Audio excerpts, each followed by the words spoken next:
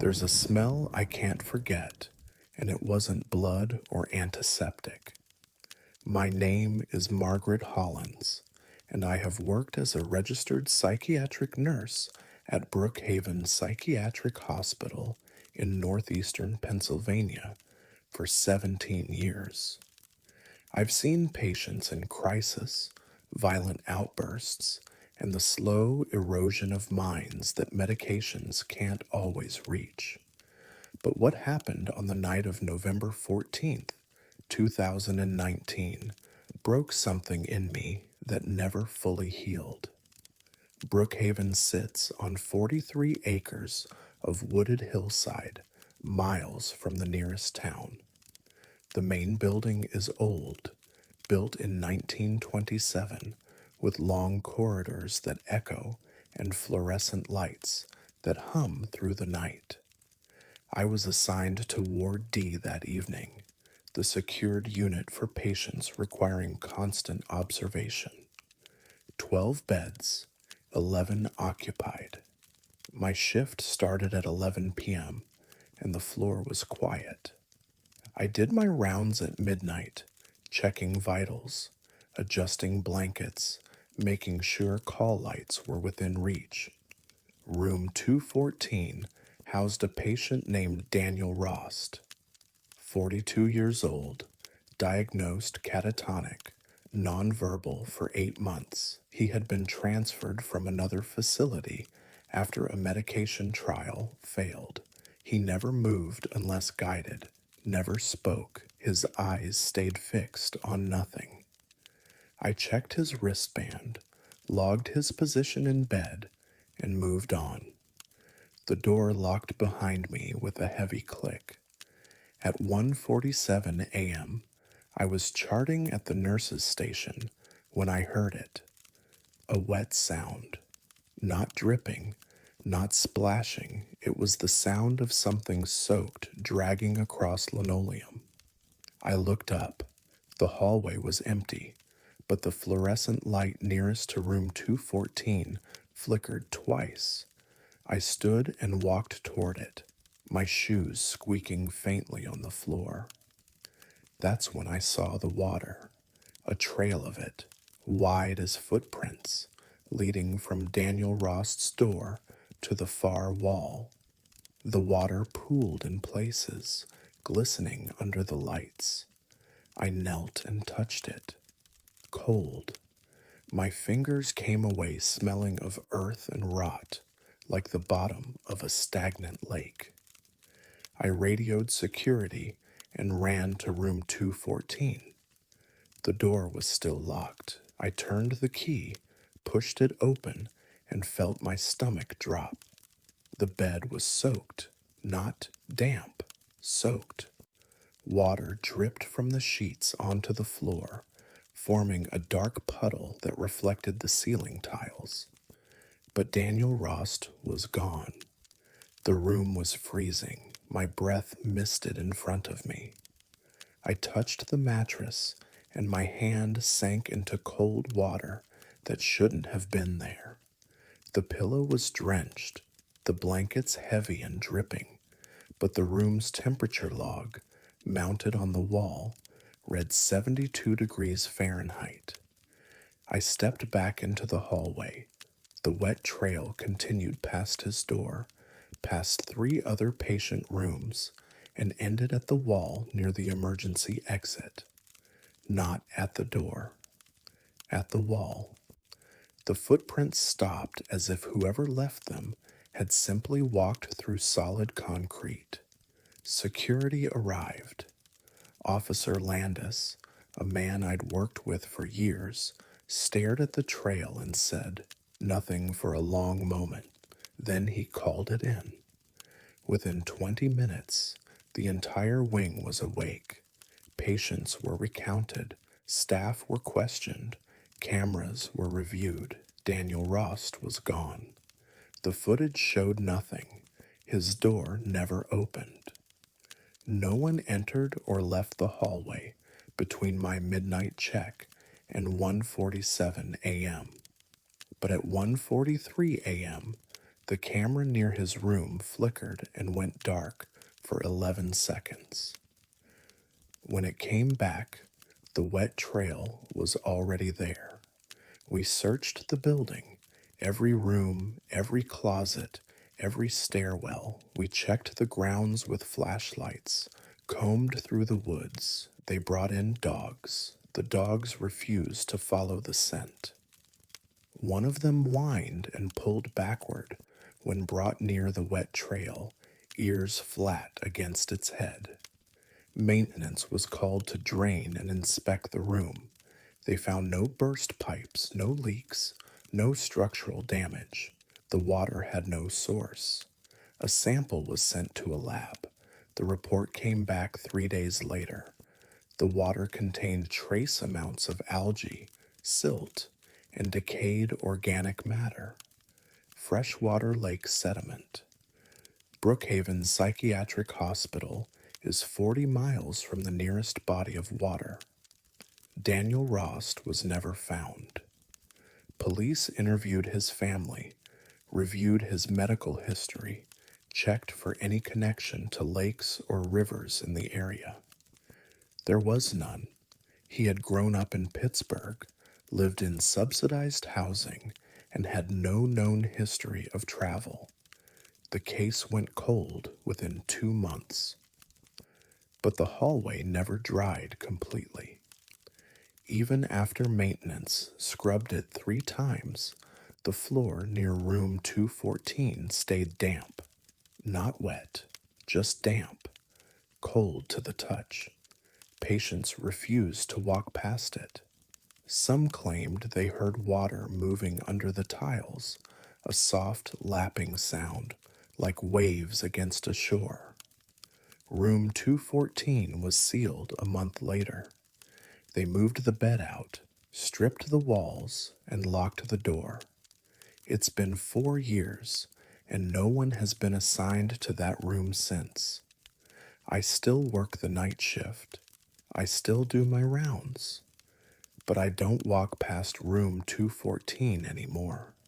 I take the long way around, even though it adds 5 minutes to my route. Because sometimes, late at night, I hear it again, that wet sound, and the smell comes back, earth and rot and something cold and old rising from somewhere deep and far away. I never reported what I smelled that night. I never told anyone that when I knelt to touch the water, I saw something in the reflection on the floor. Not the ceiling, not the lights, a surface, dark and rippling, and something beneath it, looking up.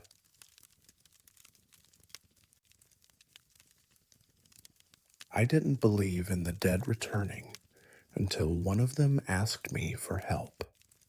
My name is Teresa Kane, and I have worked as a psychiatric care specialist at St. Dymphna's facility in central Missouri for 9 years. It's a small facility, 60 beds across 3 floors, serving patients with severe and persistent mental illness. The building is modern, built in 2006, with locked wards and reinforced safety glass in every window.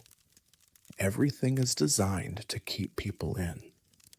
Except on the night of March 8th, 2022, someone found a way out that shouldn't exist. Her name was Iris Delancey, 34 years old, diagnosed with dissociative identity disorder and severe depression. She had been with us for 6 weeks following a crisis intervention. Quiet, cooperative, spent most of her time in her room or staring out the dayroom window. She never caused trouble. She never tried to leave. I was on the overnight shift that night, 11 p.m. to 7 a.m. My rounds started at midnight. I checked each room, logged vitals, ensured doors were secure. Iris was in room 309, lying on her side, facing the wall. I watched her breathe for a few seconds, marked her as stable, and moved on. At 2:17 a.m., the security system logged an exit door breach on the first floor. I was at the nurse's station when the alarm sounded. Officer Drummond responded immediately, checking the door. It was locked. No one had gone through. He reset the alarm and radioed that it was likely a sensor malfunction. I went back to charting. At 2:53 a.m., I did my second round. Room 309 was empty. The bed was made, the blanket folded. Iris Delancey was gone. I radioed a code yellow and initiated a facility-wide search. Staff checked every room, every hallway, every stairwell. Security reviewed the cameras. Iris had not left through any door. She had not been seen in any common area. But at 2:14 a.m., 3 minutes before the alarm, the camera inside her room captured something impossible. Iris stood in front of the bathroom mirror. She placed both hands flat against the glass, and then she walked forward. Not through the glass, into it. The footage shows her body pressing into the mirror's surface as if it were water, rippling outward in silver waves. Her reflection remained on the surface for a moment, staring back at the camera, and then the glass shattered. Not inward, outward. Shards exploded into the room, covering the floor, the bed, the walls. But Iris was gone. Police were called. The bathroom was sealed. Forensics came and photographed everything. The mirror had shattered from the inside out, as if something had pushed through from the other side. But there was no other side. The wall behind the mirror was solid concrete, 12 inches thick. They found her 3 days later. A truck driver saw her walking along Highway 54, 90 miles south of the facility. She was barefoot, wearing her hospital gown, and bleeding from dozens of small cuts on her hands and face. She didn't resist when the police approached. She didn't speak. She stared straight ahead, unblinking as they put her in the ambulance. When they brought her back, I was there. She looked at me, and I saw something in her eyes I can't explain. Not fear, not confusion, recognition. She was placed in a different room. Room 212, no mirrors, just a bed, a desk, and a reinforced window overlooking the parking lot. I was assigned to her care. I brought her meals, checked her vitals, tried to ask her what had happened. She never answered. She never looked at me again. But she drew every day. She asked for paper and pencils. And every day she drew the same thing, a doorway, tall, narrow, framed in glass, and behind it, a hallway that stretched into darkness. At the end of the hallway, a figure stood, facing away. I asked her once what it meant. She looked at me and said, "She's still there." "Who?" I asked. Iris smiled. It was the first time I'd seen her smile since she came back. "The one who stayed," she whispered. That night, I couldn't sleep. I kept thinking about the footage, the way she had walked into the mirror as if it were a doorway. I kept thinking about the shattered glass, the way it had exploded outward. At 3 a.m., I went to room 309. It was still sealed, yellow caution tape across the door. I used my master key and stepped inside. The bathroom light was off. I turned it on. The mirror was gone, replaced with a blank wall and a patch of drywall that hadn't been painted yet. But the air was cold, colder than it should have been. I stood there for a long time, staring at the empty space where the mirror had been. And then I heard it. A voice, faint, distant, like someone calling from the other side of a thick door. Help me! I stepped closer. The voice came again, clearer this time. Help me! It sounded like Iris, but Iris was in room 212, sedated, asleep. I placed my hand on the wall where the mirror had been. The surface was warm, not hot, warm, like skin. I pulled my hand back and saw a faint impression left behind, not in dust, in condensation, as if the wall were breathing. I left the room and locked the door behind me. I never told anyone what I heard. I never went back to room 309. A week later, maintenance repainted the wall and installed a new mirror. A patient was assigned to the room a month after that. She lasted 2 nights before requesting a transfer. She claimed she heard someone knocking on the glass. Iris was transferred to a long-term care facility in Kansas. I don't know if she's still there. I don't know if she ever told anyone else what she saw on the other side. But I think about it. Every time I walk past a mirror in the facility, I think about it. Because sometimes, just for a second, I see someone in the reflection who isn't me, and they're knocking on the glass from the inside.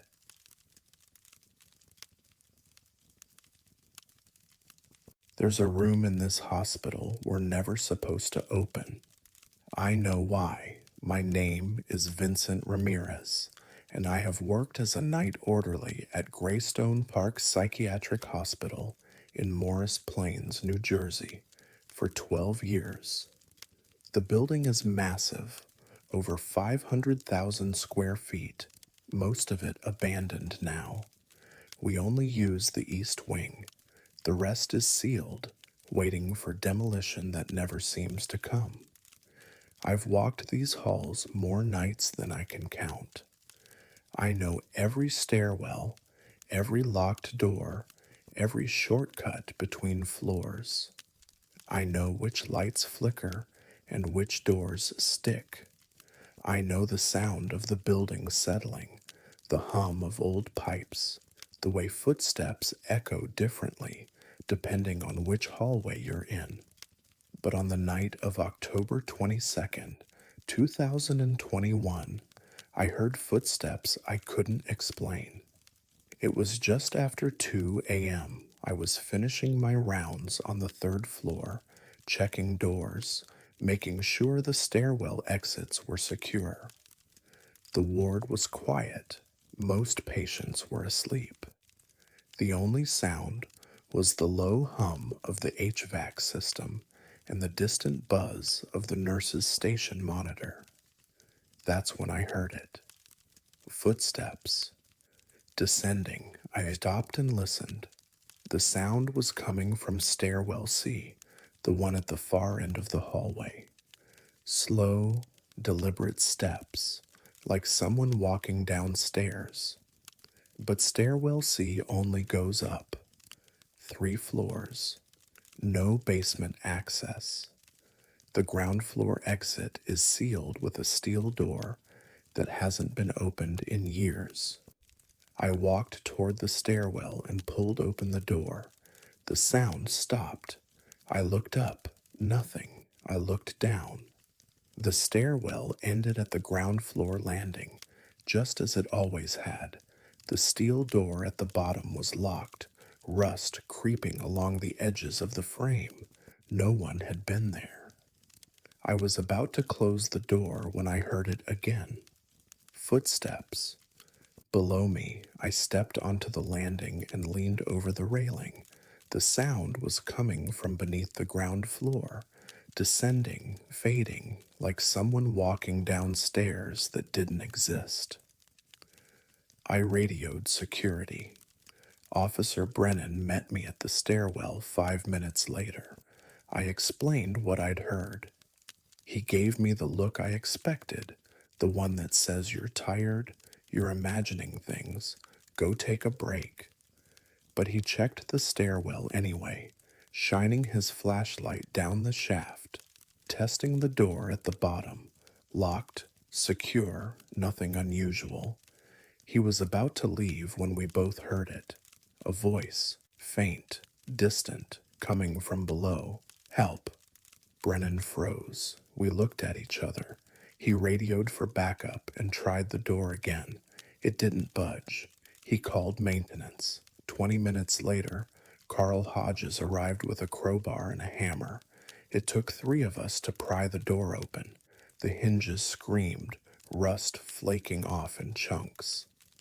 The door swung inward, revealing a darkness that the flashlight barely penetrated. Cold air poured out, carrying the smell of damp concrete and something else. Something stale and old. There was a stairwell, going down. Brennan stepped through first, his flashlight sweeping the walls. I followed. The stairs were narrow, concrete, covered in dust. No footprints, no signs that anyone had been there in decades. But the air was moving, a faint draft rising from below, and I could hear something. Breathing, we descended.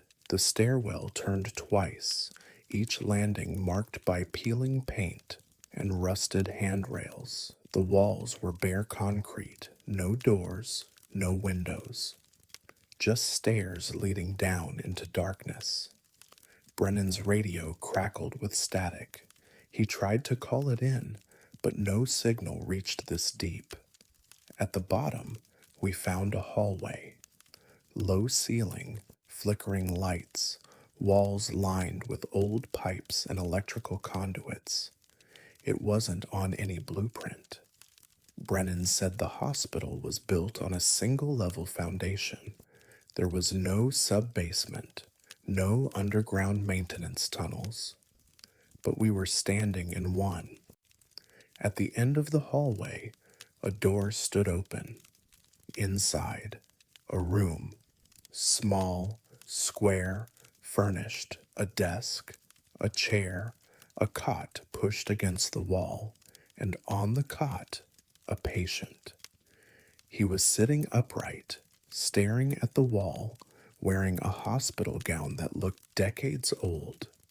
His wristband was faded, the ink barely visible. His skin was pale, almost gray in the dim light. He didn't move when we entered. He didn't blink. Brennan called out to him, no response. I stepped closer and saw his wristband. Patient ID 7429. Name Lawrence Kepler. Admission date August 1973, 50 years ago. I looked at Brennan. He was staring at the patient, his flashlight beam steady on the man's face. The patient's eyes were open, unblinking, fixed on nothing. "Sir," Brennan said, "can you hear me?" The patient's head turned, slowly. His eyes met mine, and he smiled. "I've been waiting," he said. His voice was dry, brittle, like paper tearing. He stood, his movements stiff and unnatural, and took a step toward us. Brennan moved between us, hand on his radio, but the patient didn't advance. He just stood there, swaying slightly, his smile widening. "You found me," he whispered. Brennan grabbed my arm and pulled me toward the door. We backed into the hallway, and the patient followed, one slow step at a time. The lights flickered, the air grew colder, and then the patient stopped. He looked past us, toward the stairwell. "She's coming," he said, and then he walked back into the room. The door closed behind him. We ran, up the stairs, through the stairwell, back into the third-floor hallway. Brennan slammed the steel door shut and locked it. We called the director, called maintenance, called everyone we could think of. By the time they arrived, the door wouldn't open. It was sealed, rusted shut, as if it had never been forced. A structural engineer was brought in. He confirmed there was no sub-basement, no underground tunnels, no room. The foundation plans showed solid earth beneath the building, but I was there. I saw it. They sealed Stairwell C a week later, posted a notice that it was structurally unsafe. No one uses it anymore. I still work nights. I still do my rounds, but I don't go near Stairwell C because sometimes, late at night, I hear it again. Footsteps, descending, and a voice, faint and distant, calling from below, "Help."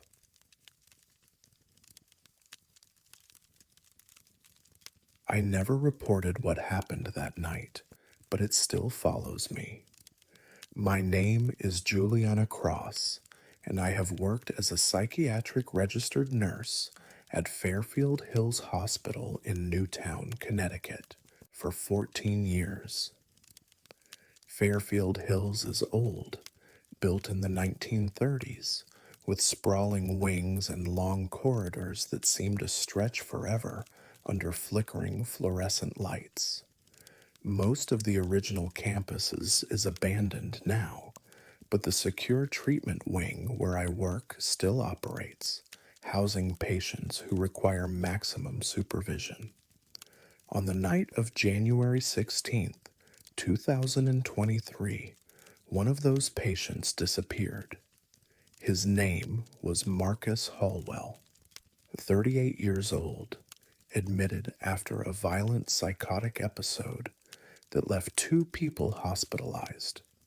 He was kept in the maximum security wing, a section with 9 locked doors between his room and the outside. Steel doors, magnetic locks, keycard access only. Every door logged every entry and exit. The system was designed to be foolproof. Marcus never spoke. He paced his room for hours, muttering under his breath, occasionally stopping to press his ear against the wall as if listening to something on the other side. He refused most medications. He refused most food, but he never tried to escape. He never tried the door. He just paced and listened. I was assigned to his wing that night, 11 p.m. to 7 a.m. I did my rounds at midnight, checking each room through the observation window. Marcus was awake, standing in the center of his room, facing the door. His eyes were closed, his lips were moving, but no sound came out. I logged it and moved on. At 1:32 a.m., the security system registered a door breach. Not one door, 9 doors, in sequence, starting with Marcus's room and ending with the exterior exit at the far end of the wing. Each door unlocked for exactly 3 seconds before locking again. No keycard was used. No override code was entered. The system logged it as a mechanical malfunction. But Marcus Hallwell was gone. I was at the nurse's station when the alarm sounded. Officer Maldonado responded immediately, checking each door in the sequence. All of them were locked. All of them were secure. But when we reached Marcus's room, it was empty. The bed was made. The walls were bare. And the door, which required a key card to open from the outside, showed no signs of tampering. Security reviewed the footage. The camera inside Marcus's room captured him standing in the center of the floor, eyes closed, lips moving. At 1:32 a.m., the door clicked open. Marcus didn't move toward it. He didn't touch it. He just stood there. And then, slowly, he walked forward, the door closed behind him. 3 seconds later, the next door in the sequence unlocked. The hallway camera showed Marcus walking toward it, his pace steady, his eyes still closed. The door opened as he approached. He passed through. It closed behind him. This repeated 8 more times, each door unlocking 3 seconds before he reached it, each door closing the moment he passed through. He never touched a single handle. He never opened his eyes. The exterior camera showed him walking into the parking lot and disappearing into the woods beyond the fence line. Police were called. Search teams were deployed. Dogs tracked his scent to the edge of the property and stopped. The trail went cold. But that wasn't the strangest part. The strangest part was the sound. When maintenance inspected the doors the next morning, every lock was humming. Not loudly, just a faint, steady vibration, like the hum of a tuning fork held against metal. The sound was identical in every lock. The same frequency, the same pitch. An engineer was brought in. He tested the locks, checked the wiring, reviewed the access logs. Everything was functional. The locks worked perfectly, but the humming continued. It lasted for 3 days before it finally stopped. Marcus Holwell was never found. I tried to put it out of my mind. I went back to work, back to my rounds, back to the routine of charting and checking vitals and locking doors behind me. But I couldn't stop thinking about the footage, the way he walked with his eyes closed, the way the doors opened before he reached them, as if they were waiting for him. 2 weeks later, I was assigned to the same wing. I didn't want to go back. I asked for a different assignment, but we were short-staffed and I had no choice. At 11 p.m., I started my shift. The wing was quiet. 5 patients, all asleep. I did my rounds, checked the doors, and returned to the nurse's station.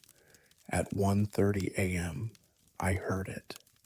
A sound, faint, steady, coming from the hallway, humming. I stood and walked toward it. The sound was coming from the door to Marcus's old room. I pressed my ear against the steel and felt it. A vibration, subtle but unmistakable. The lock was humming. I stepped back and looked through the observation window. The room was empty. The bed was stripped. The walls were bare, but the air inside looked wrong, distorted, like heat shimmer rising from asphalt in summer. And then I saw him, Marcus, standing in the center of the room, eyes closed, lips moving. I stumbled backward, my heart pounding. I radioed security, but the signal was dead. I ran to the nurse's station and grabbed the phone. No dial tone. The lights flickered once, twice, and the hallway went dark. I stood there, frozen, listening to the humming grow louder, and then the door unlocked. It clicked open, the magnetic seal disengaging with a soft hiss. I stared at it. I didn't move. I didn't breathe. The door swung inward, revealing the empty room beyond. But the humming didn't stop. It spread. Door by door, lock by lock, the sound moved down the hallway. Each door clicked open in sequence, one after another, until every door in the wing stood open, and then the lights came back on. The doors were open. The rooms were empty. The humming was gone. Security arrived 10 minutes later. They found me standing at the nurse's station, staring down the hallway. They checked every room. They checked every lock. Everything was secure. Everything was normal. But I know what I heard. I know what I saw. I requested a transfer the next day. I don't work that wing anymore. I don't work nights anymore. But sometimes, late at night, I hear it. That sound, faint, steady, rising from somewhere deep inside the building, humming, waiting.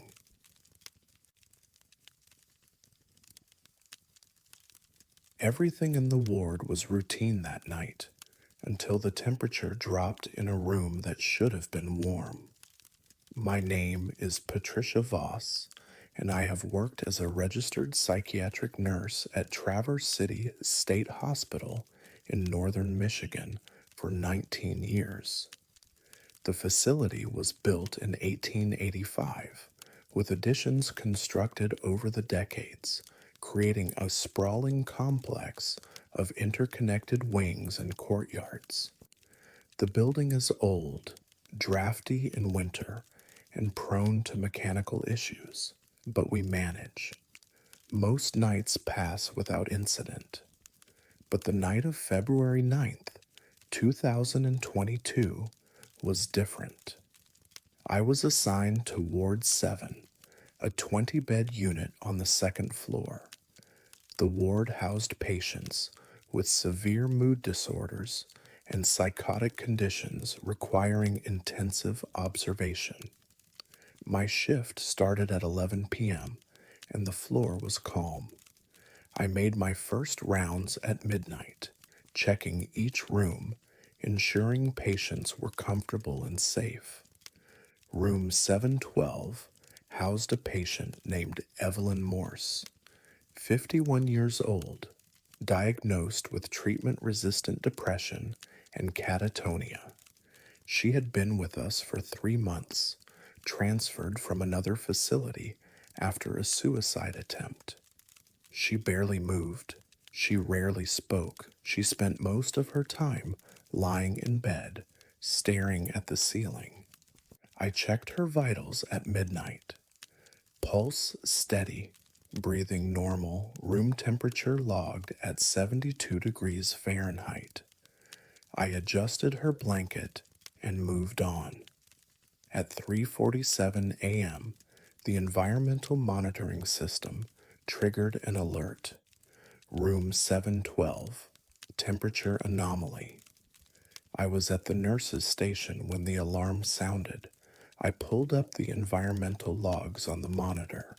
The room temperature had dropped to 41 degrees Fahrenheit in less than 2 minutes. But the building's HVAC system showed no malfunction. The thermostat in the room still read 72. I grabbed a flashlight and walked to room 712. The door was cold to the touch. I unlocked it and pushed it open. A wave of freezing air rolled out, so cold it burned my lungs. I stepped inside and stopped. The bed was frozen, not cold. Frozen ice covered the sheets, thick and white, spreading across the mattress like frost on a window. The pillow was encased in ice, the blanket stiff and brittle. Condensation clung to the walls, forming icicles along the ceiling tiles. My breath misted in front of me. Evelyn Morse was gone. I radioed security and backed into the hallway. Officer Langford arrived within minutes. He stared at the room and said nothing. We checked the environmental system again. The thermostat still read 72 degrees. The heating vents were blowing warm air, but the room was freezing. We searched the ward. Every room, every closet, every corner. Evelyn was not there. We checked the stairwells, the exits, the bathrooms. Nothing. Security reviewed the cameras. No one had entered or left the room. The door had not opened between my midnight check and 3:47 a.m. Evelyn Morse had vanished. Maintenance was called. They arrived with thermometers, infrared cameras, and portable heaters. The room temperature measured the 38 degrees at the bed, 52 degrees near the door. The coldest point was the mattress itself. The ice patterns radiated outward from the center as if the cold had originated from inside the bed. A sample of the ice was collected and sent to a lab. The report came back 2 days later. Pure water ice, no chemical additives, no refrigerants, no external contamination. Just frozen water that should not have been there. The bed was removed and replaced. The room was sealed and inspected for structural damage. Nothing was found. The walls were intact. The vents were clear. The insulation was undisturbed. Evelyn Morse was found 6 days later. A state trooper discovered her walking along Highway 37, 12 miles south of the hospital. She was barefoot, wearing her hospital gown, and suffering from severe hypothermia. Her core body temperature was 87 degrees. She was unconscious when they brought her to the emergency room. She survived, but she didn't remember leaving. When she was stable enough to speak, I was there. I asked her what had happened. She stared at me for a long time, her eyes empty and distant. I was cold, she said finally. Where did you go? I asked. She shook her head. I didn't go anywhere. It came to me. What came to you? She looked past me toward the window, and her expression changed. Not fear, not confusion, something else, something I couldn't name. The water, she whispered. I didn't understand. I asked her to explain, but she refused to speak again.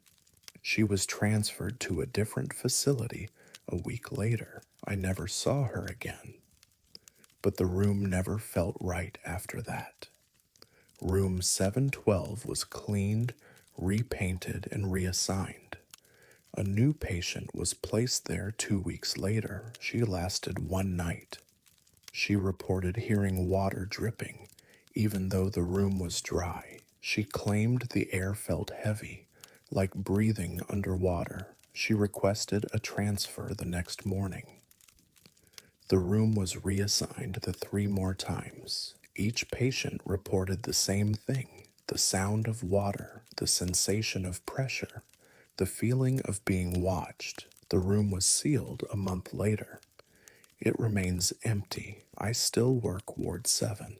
I still do my rounds, but I don't go near room 712 anymore. I walk past it quickly, eyes forward, and I don't look through the observation window, because once, late at night, I made the mistake of looking. The room was dark.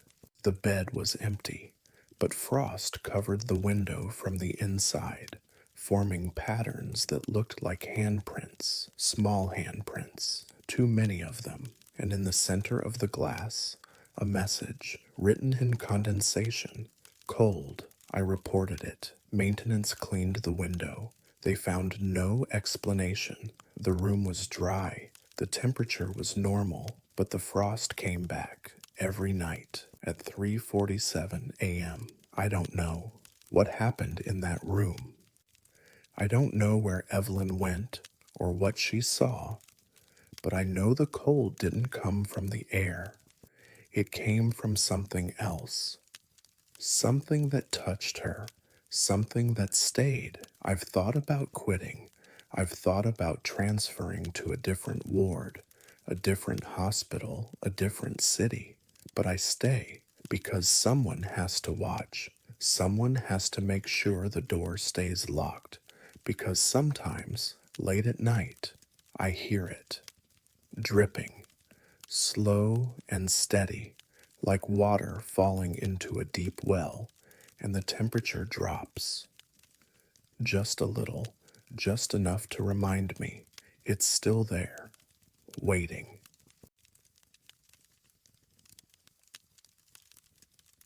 If you ever work nights here, don't look directly at the person in the doorway. My name is Samuel Oakes, and I have worked as a psychiatric nursing assistant at Danvers State Hospital in Massachusetts for 13 years. The facility is old, built in 1878, with Gothic architecture and long corridors that echo with every footstep. Most of the original buildings have been demolished or converted, but the treatment wing where I work remains operational, serving patients who require secure, long-term care. On the night of April 3rd, 2023, I witnessed something that broke every rule of physics I understand. Her name was Claire Whitmore, 29 years old, admitted 6 weeks prior following a dissociative episode. She was quiet, cooperative, and spent most of her time in her room reading or staring out the window. She never caused problems. She never tried to leave. She was the kind of patient who made the night shift easier. I was working the overnight shift, 11 p.m. to 7 a.m.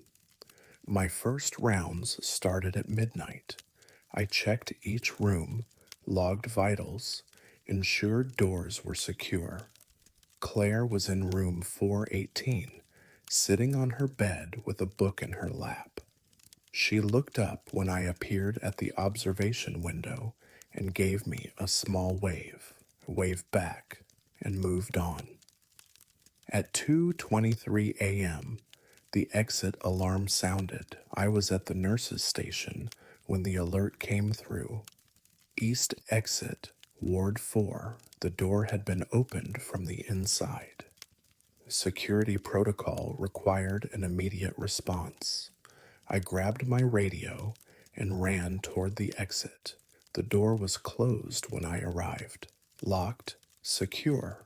Officer Brennan met me there 60 seconds later. We checked the access log. The door had registered an exit at 2:23 a.m., but no key card had been used.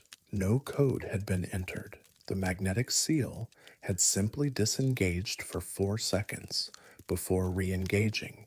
We did a head count. Every patient was accounted for. Every room was secure. No one had left the building, but when we reviewed the security footage, we found something impossible. The cameras that showed Claire Whitmore approaching the exit door at 2:22 a.m. She walked down the hallway, calm and steady, wearing her hospital gown and slippers. She reached the door. She placed her hand on the push bar, and then she walked through it, not by opening it, by walking through the closed door, as if it weren't there. Her body passed through the steel frame like mist through glass. The door never moved. The lock never disengaged. She simply walked through and disappeared. Brennan radioed for backup. We searched the grounds with flashlights, checked the perimeter, called the local police. Claire Whitmore was gone. But then, at 2:27 a.m., something else appeared on the camera. The same exit door. Exterior view. Claire walked toward it from outside. She approached the door. She placed her hand on it, and she walked through again. This time, from the outside in, she passed through the steel, through the locked frame, and emerged into the hallway. The door never opened. The lock never moved. And then she turned around and walked back to her room. We found her at 2:31 a.m., sitting on her bed, reading her book, as if nothing had happened. Brennan and I stood in the doorway, staring at her. She looked up, smiled, and set the book aside. Is something wrong? She asked. Brennan asked her where she'd been. She looked confused.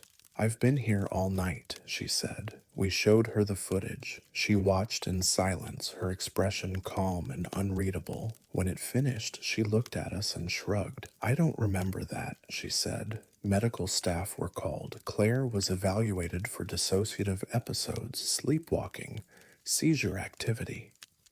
Every test came back normal. She had no memory of leaving her room, no memory of the door, no memory of walking through it. But the footage was clear. She had left, and she had returned through a locked steel door twice. The door was inspected. Engineers checked the frame, the hinges, the magnetic seal. Everything was functional. The door was solid. There was no way to pass through it without opening it. But Claire had.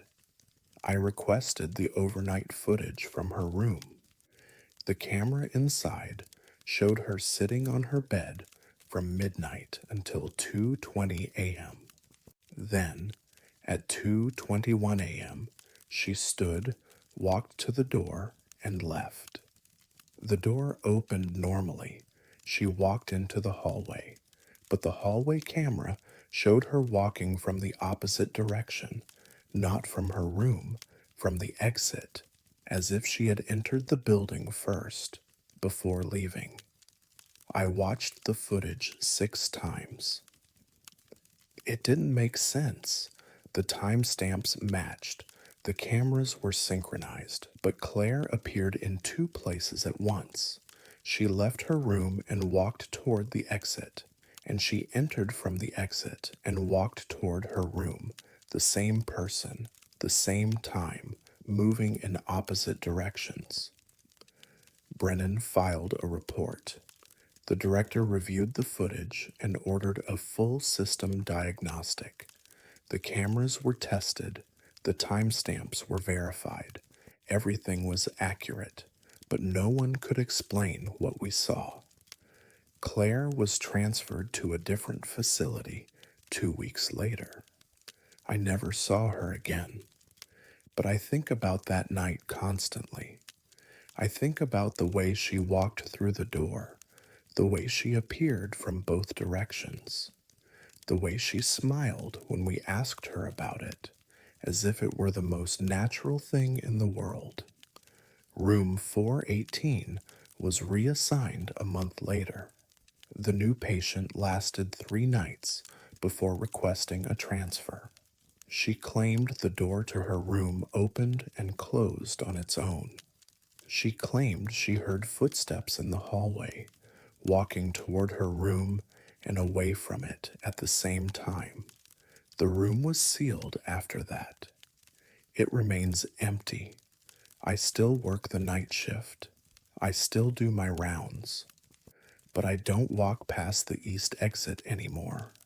I take a different route, even though it adds time to my shift. Because sometimes, late at night, I see her, Claire, standing at the exit door, her hand on the push bar, her body half visible as if caught between 2 places. She doesn't move. She doesn't look at me. She just stands there, flickering like a bad signal, and when I blink, she's gone. But the door is always warm when I walk past it. Warm, like someone just touched it, from both sides.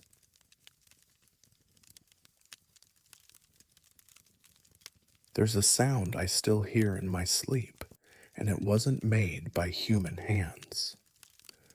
My name is Derek Holloway, and I have worked as a maintenance supervisor at Rolling Hills Asylum in Bethany, New York, for 16 years. The facility was originally built in 1827 as a poorhouse, later converted to an insane asylum, and now operates as a psychiatric care center. The building is massive, with multiple wings, sub-basements, and a network of tunnels and ventilation shafts that connect the floors.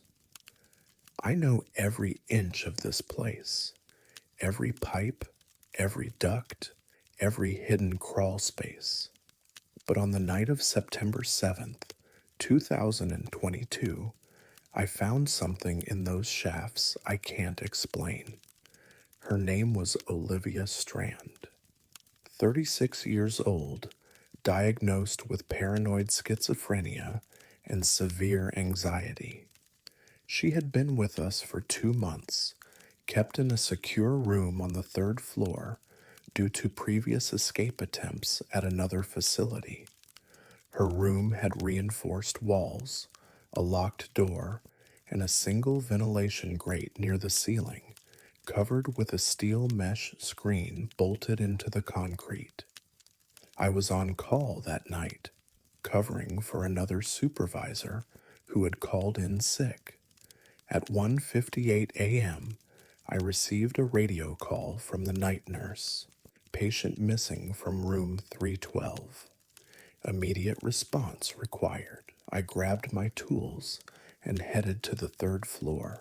The door to room 312 was still locked. The nurse, a woman named Andrea Chen, stood in the hallway, pale and shaking. She told me she had checked the room at 1:30 a.m. and Olivia was asleep. At 1:55 a.m., she checked again. The room was empty. I unlocked the door and stepped inside. The bed was empty. The blankets were tangled, and the ventilation grate, high on the wall near the ceiling, hung open. The steel mesh screen lay on the floor, bolts still attached, torn free from the concrete. I stared at it. The grate opening was 14 inches wide and 8 inches tall, too narrow for an adult to fit through, but Olivia was gone. Security was called. Officer Lang arrived and radioed for backup. We searched the room, checked in under the bed, inside the small bathroom, behind the door. Nothing. Olivia had vanished. I climbed onto the bed and looked into the ventilation shaft. Darkness, cold air, and something else, fabric. I pulled out my flashlight and shined it into the duct. A piece of pale blue cloth was caught on a metal seam about 3 feet inside. I recognized it immediately. Olivia's hospital gown, but the duct was too small. There was no way she could have fit inside. I radioed maintenance and requested backup. 2 other technicians arrived with tools and portable lights. We decided to access the ventilation system from the maintenance level in the basement. If Olivia had somehow entered the shaft, she would have to travel through a series of ducts before reaching any exit point. We descended to the basement and opened the main access panel. The ventilation system was old, installed in the 1950s, with narrow metal ducts that carried air between floors. I crawled inside with a flashlight, moving slowly, checking every junction and turn. At the third junction, I found more fabric, shredded pieces of the hospital gown, torn and bloody, clinging to the sharp edges of the ductwork. The metal around it was scratched, deep gouges running parallel, as if something with claws had dragged itself through. But the scratches were wrong. They didn't run in the direction of travel. They ran outward, as if something had clawed its way into the duct from the outside, not from within. I radioed Lang and continued deeper into the shaft. The duct narrowed. I had to crawl on my stomach, the metal cold against my skin, my breath echoing in the confined space. The scratches continued, growing deeper, more frantic, and then I found her gown. Not pieces of it, the entire gown, shredded and soaked in blood, bunched up in a corner where the duct split into two directions. But Olivia wasn't there. I shined my light to both shafts. The left shaft led to the second floor. The right shaft led to a sealed section of the building, closed off decades ago. I chose left and kept crawling. 50 feet later, I found the grate. It opened into a storage room on the second floor, long abandoned. The grate was bent outward, the metal twisted as if something had forced its way through from the inside. I pushed it open and climbed out. The room was dark, filled with old furniture and filing cabinets covered in dust. My flashlight swept the space, empty, but in the corner I saw footprints, bare feet, small, leading to the door.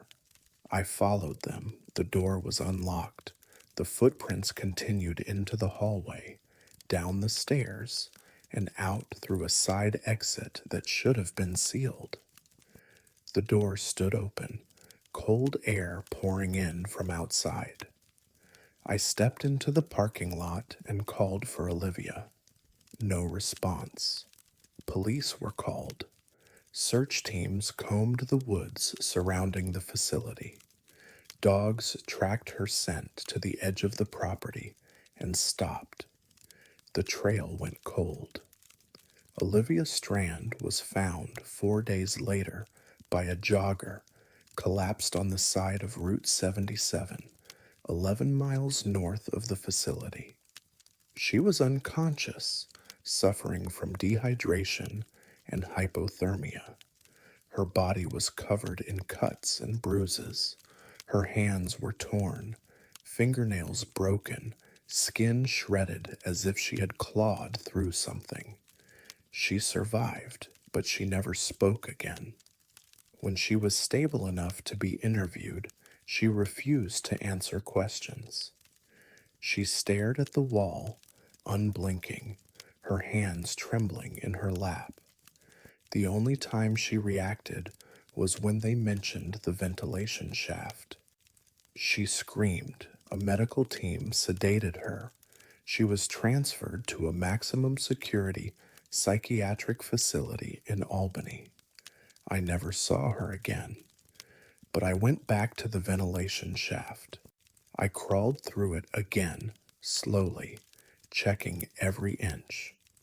The scratches were still there, deep, frantic, and at the narrowest point, where the duct was barely 8 inches wide, I found something else. Handprints, pressed into the metal. Small, too small to be Olivia's, dozens of them overlapping, as if something had pulled itself through the duct alongside her. I reported it. Maintenance sealed the shaft. The grate in room 312 was welded shut. The room was reassigned, but late at night, when the building is quiet, I hear it, scratching, faint, distant, coming from inside the walls. And sometimes I see the grate, bent outward, from the inside.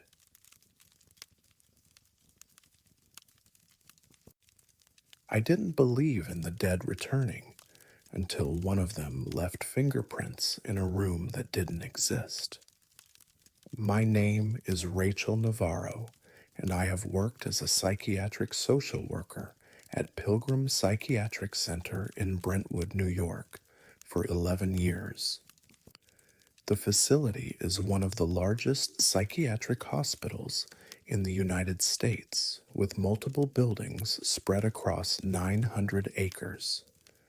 The main treatment building is 10 stories tall, built in the 1930s, with patient rooms, therapy spaces, and administrative offices occupying every floor. Every floor except the 11th. because there is no 11th floor. On the night of July 19th, 2022, a patient told me he was going there. His name was Thomas Ridley, 47 years old, admitted 3 weeks prior following a psychotic break. He was calm most of the time, responding well to medication, participating in group therapy. But he talked about the 11th floor constantly. He drew pictures of it. He described the rooms, the layout, the people he claimed to see there. I humored him. Delusions are common in psychiatric facilities. Patients create elaborate internal worlds to cope with trauma or illness. Thomas's 11th floor seemed harmless, a fantasy, a coping mechanism. Until he disappeared. I was finishing my shift at 6 p.m. when I stopped by his room to check on him. He was sitting on his bed, staring at the wall, his hands folded in his lap. "Thomas," I said, "how are you feeling?" He turned to look at me. His eyes were clear, focused, more lucid than I'd seen him in days. "I'm going to the 11th floor," he said. I smiled.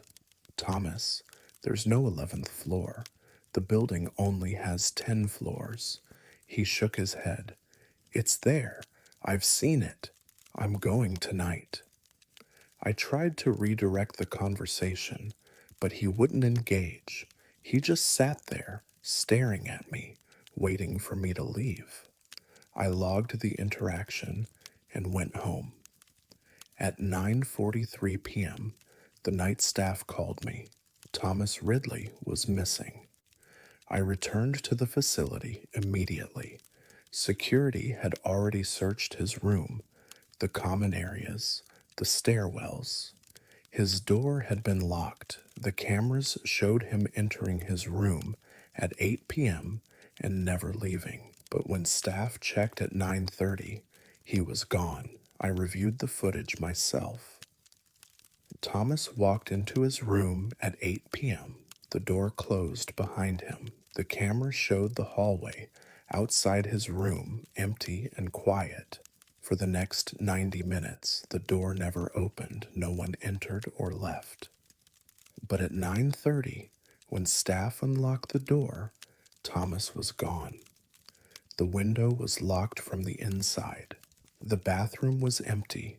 There was nowhere to hide. He had simply vanished. Police were called. Search teams combed the building, floor by floor, room by room. They checked every stairwell, every elevator, every exit. Thomas Ridley was not found. But a week later, construction crews made a discovery. They were inspecting the roof for water damage when they found a stairwell, old, narrow, hidden behind a maintenance access panel that had been painted over decades ago.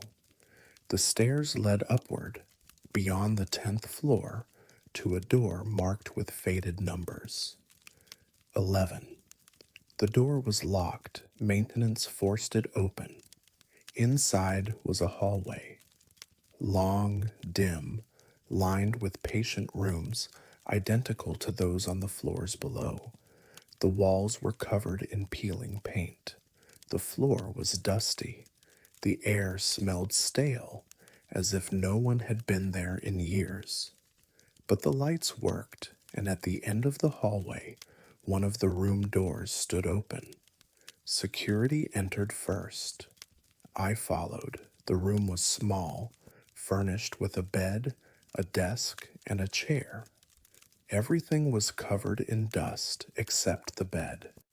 The mattress was clean, the blanket was folded, and on the desk, a piece of paper, a drawing. I recognized it immediately.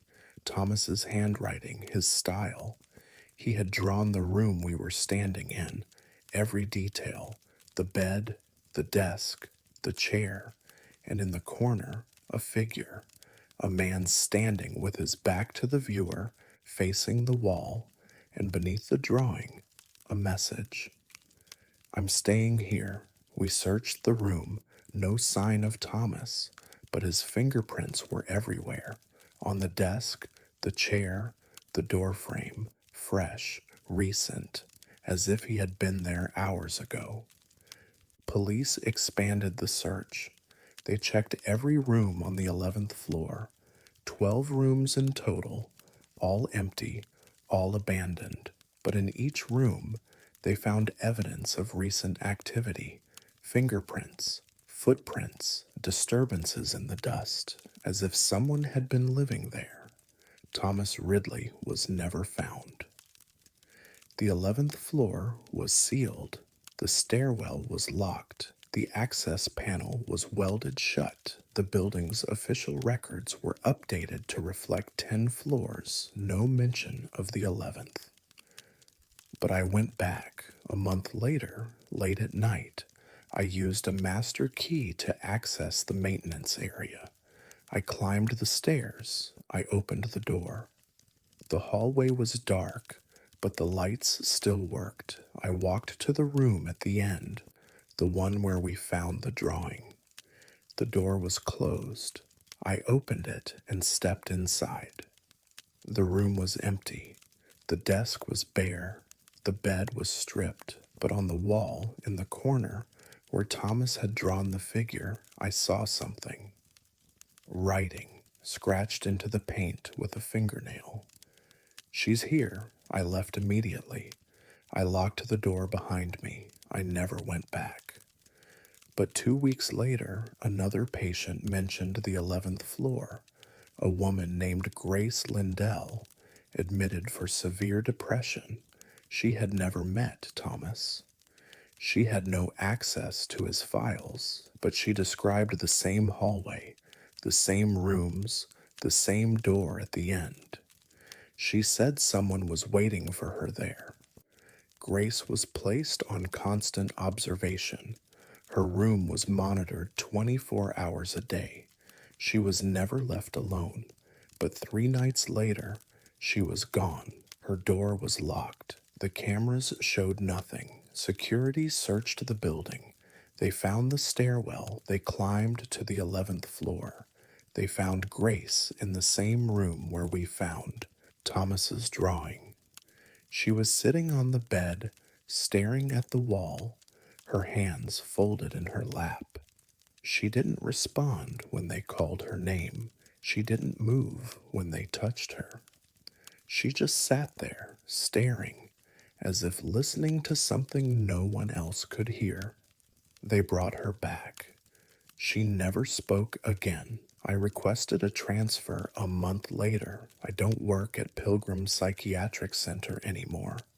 But sometimes, late at night, I think about the 11th floor, and I wonder how many others are still there, waiting.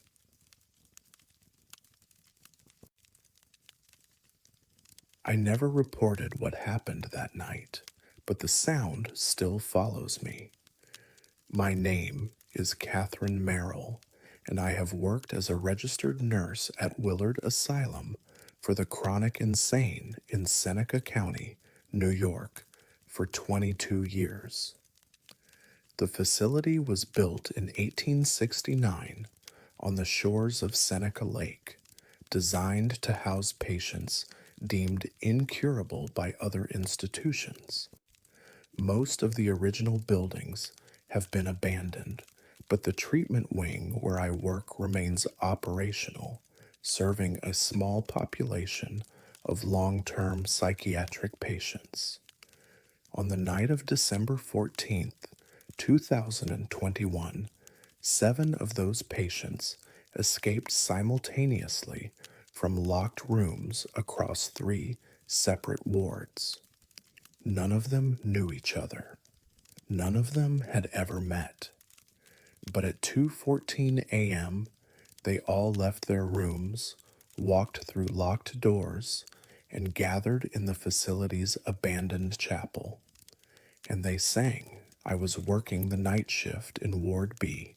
a 12-bed unit on the second floor. My first rounds were routine. I checked each room at midnight, logged vitals, ensured patients were comfortable and secure. Everyone was accounted for. Everyone was asleep. At 1 a.m., I returned to the nurses' station to update charts. The ward was quiet. The only sound was the hum of the ventilation system and the occasional creak of the old building settling. At 2:14 a.m., every door alarm in the building went off at once. The sound was deafening, a continuous blare that echoed through the hallways. I grabbed my radio and ran toward the nearest room. The door was open. The patient, a woman named Eleanor Voss, was gone. I radioed security and checked the next room. Open, empty, and the next, and the next. 7 patients, 7 open doors, all within 60 seconds. Security arrived. Officer Caldwell and I split up, checking each ward. Ward A reported 2 missing patients. Ward C reported 3. Ward B, where I worked, reported 2. All of the doors had been locked. All of them showed no signs of tampering. They had simply opened. We searched the building. Stairwells, common areas, storage rooms, bathrooms, nothing. The patients were gone. And then Officer Brennan, who was checking the east wing, radioed in. I found them. His voice was shaking. We ran to the east wing, through a series of locked doors that connected to the oldest part of the facility. The chapel was at the end of a long corridor, sealed off 20 years ago after structural damage made it unsafe. The doors were chained shut, but the chains hung loose, the padlock open, lying on the floor. We pushed the doors open and stepped inside. The chapel was dark, lit only by moonlight streaming through broken stained glass windows. The pews were gone, the altar removed, the floor covered in dust and debris. But in the center of the room, standing in a perfect circle, were the 7 patients. They were singing, not humming, not chanting, singing. A hymn. The melody was old, haunting, sung in perfect harmony. Their voices rose and fell together, as if they had rehearsed for years. But none of them had ever been in the chapel before. None of them had ever sung together. We called out to them. They didn't stop. They didn't turn. They just kept singing, their eyes closed, their faces calm. Security surrounded them. We tried to approach, but the moment we stepped closer, the temperature dropped. My breath misted in front of me. The walls seemed to hum with the sound of their voices, and then, all at once, they stopped. The silence was worse than the singing. The patients opened their eyes. They looked at each other, confused, as if waking from a dream. Eleanor Voss, the woman from my ward, turned to me and asked where she was. She didn't remember leaving her room. She didn't remember walking through the locked doors. She didn't remember the chapel or the singing. None of them did.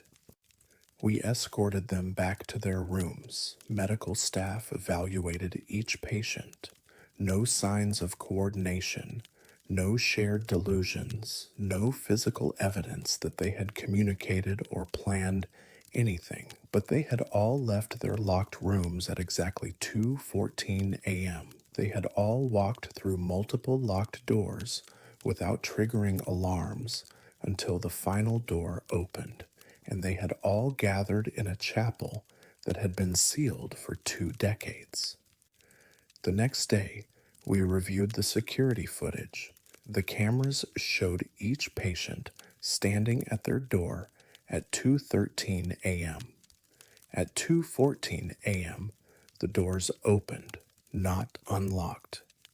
Opened as if someone on the other side had pushed them, but the hallways were empty.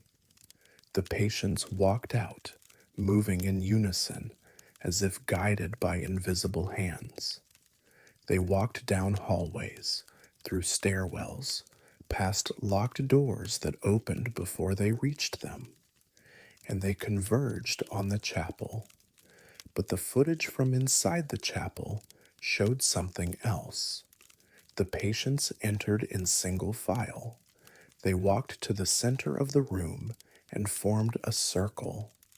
And then, for 3 frames, something appeared behind them. A figure, tall, indistinct, standing in the shadows near the altar. It was there for less than a second, and then it was gone. We called in a structural engineer to inspect the chapel. He found no signs of entry. The doors had been chained from the outside. The windows were too high to reach. The only way in was through the corridor we had used. But in the center of the room, where the patients had stood, he found something. Footprints, not 7 sets, 12. We closed the chapel permanently. The doors were sealed with steel plates and welded shut. The corridor leading to it was locked and marked as hazardous. But 3 weeks later, it happened again. 5 patients, different wards, 2:17 a.m. All doors opened simultaneously. All patients found in the storage room on the 3rd floor, standing in a circle, singing the same hymn. They didn't remember. They never remembered. The facility director ordered a psychiatric evaluation of every patient. No connections were found. No shared history. No common diagnosis or medication. But the singing continued. Every few weeks, patients would disappear in the middle of the night and gather somewhere in the building, always in a circle, always singing, and always, when we found them, they had no memory of it. I left Willard Asylum 6 months later. I requested a transfer to a different facility, cited personal reasons, and never went back. But I still hear it late at night when the world is quiet. I hear their voices, distant, faint, singing that hymn, and sometimes I catch myself humming along, even though I don't know the words, even though I've never heard it before, except in the chapel where something taught them to sing.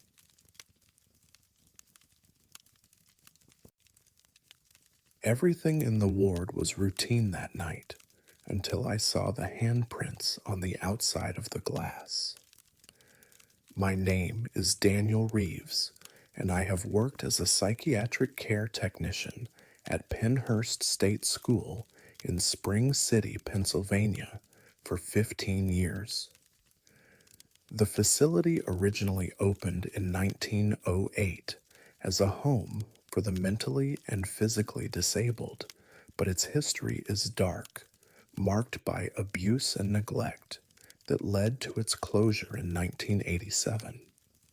The main building was reopened in 2008 as a psychiatric treatment center, serving patients with severe developmental and psychiatric disorders. The building carries its past like a weight.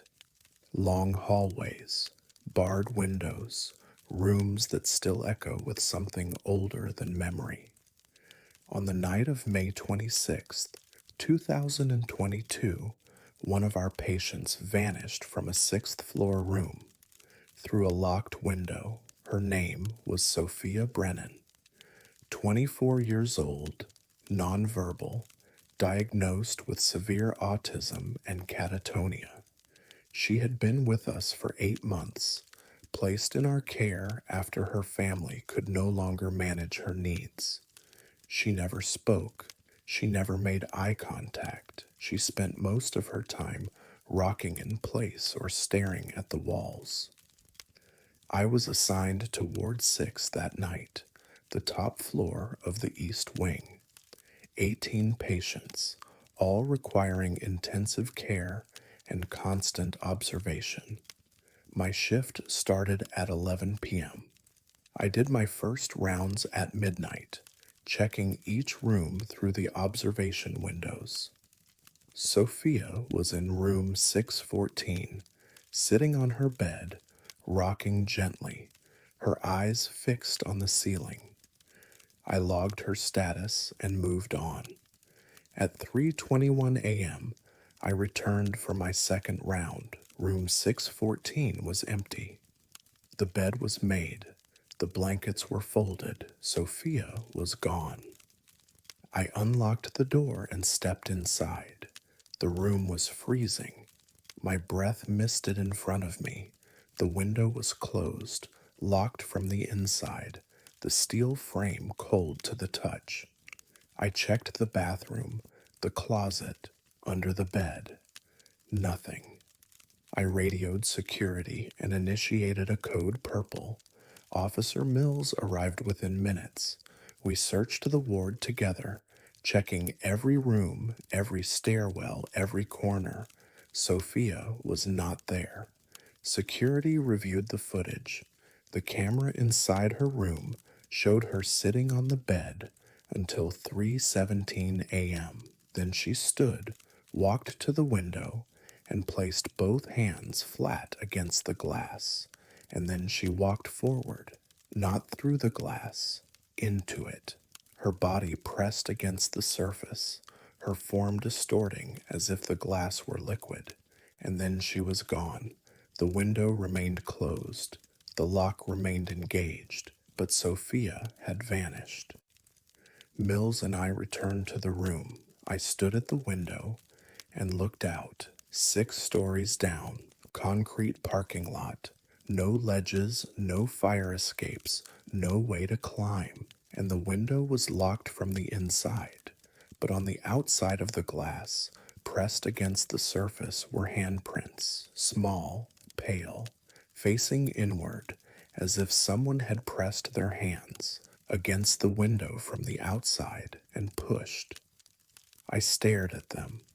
Mills stepped closer, his flashlight illuminating the prints. They were perfect, clean, recent, and they were on the exterior surface of a 6th-floor window. "How is that possible?" Mills whispered. I didn't answer. I didn't have an answer. Police were called. A ladder truck was brought in to access the exterior of the window. Forensic technicians photographed the handprints, collected samples, measured the spacing.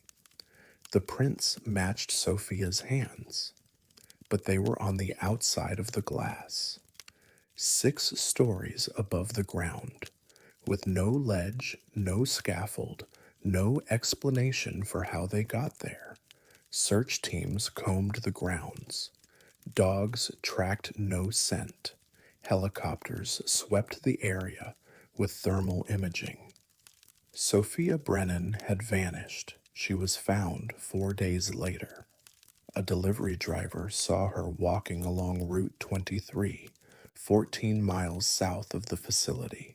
She was barefoot, wearing her hospital gown, and covered in cuts and bruises. She was unresponsive when police approached, staring straight ahead, her hands clutching something no one else could see. They brought her to the hospital. She was treated for dehydration, hypothermia, and multiple lacerations on her hands and feet. But she never spoke. She never acknowledged anyone. She just sat in her bed, rocking, her eyes fixed on the window. When she was stable, they brought her back to Penhurst. I was there when she arrived. She was placed in a different room, ground floor, no windows, just a bed, a chair, and a door with a reinforced lock. I was assigned to her care. I checked on her every hour, brought her meals, monitored her vitals. She never looked at me. She never moved except to rock in place. But on the third night, I found her standing at the wall where a window would have been. Her hands were pressed flat against the concrete, her face inches from the surface. She was breathing on the wall, her breath leaving condensation that dripped down the paint. I called her name. She didn't respond. I stepped closer and saw what she was drawing in the condensation. Handprints, small, overlapping, dozens of them, covering the wall, and beneath them, words scratched into the paint with her fingernails. They pulled me. I backed away. I radioed security. Mills came immediately. We found Sophia sitting on her bed, rocking, her hands folded in her lap. The wall was dry. The handprints were gone, but the scratches remained. Sophia was transferred to a maximum security facility in Philadelphia a week later. I never saw her again, but I went back to room 614. The window was still there. The handprints on the outside had faded, but I could still see them if I looked closely. And when I pressed my own hand against the glass, I felt something. Warmth. Not from the sun, not from the building, from the glass itself, as if something on the other side were pressing back. I requested a transfer the next day. I don't work at Penhurst anymore. I don't work in psychiatric care anymore. But sometimes, late at night, I think about Sophia. I think about the way she walked into the glass, the way the handprints appeared on the outside, the way she whispered that something pulled her. And I think about the window in room 614, still locked from the inside, still covered in handprints that shouldn't exist, pressed outward, as if someone on the other side is trying to get in.